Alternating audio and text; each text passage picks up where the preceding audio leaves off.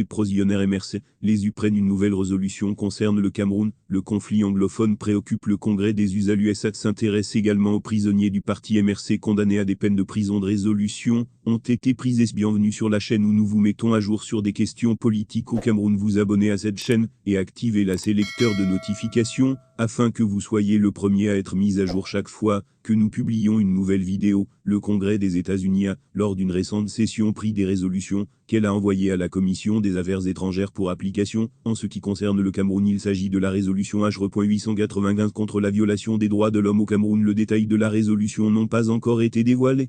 Mais Madame Karen Bass, qui l'a introduite, a toutefois précisé que cette initiative énergique condamne fermement la violence en cours et les violations des droits de l'homme résultant de la crise anglophone au Cameroun. La résolution vise également la libération des prisonniers politiques du MRC, séquestrés aujourd'hui dans les prisons au Cameroun. Tibor Nagy annonce une bonne nouvelle pour les anglophones dans une publication sur sa page Facebook. L'ancien diplomate américain très impliqué dans la recherche de la paix dans le nord-ouest et sud-ouest du Cameroun, Nozo, se dit très optimiste par rapport au retour de la paix dans la zone anglophone du Cameroun. Nous avons eu une excellente discussion avec les membres camerounais de la coalition pour le dialogue et les négociations, CDN, dont l'objectif louable est de mettre fin de manière constructive au conflit armé au Cameroun anglophone, en utilisant le plaidoyer et un dialogue inclusif et médiatisé.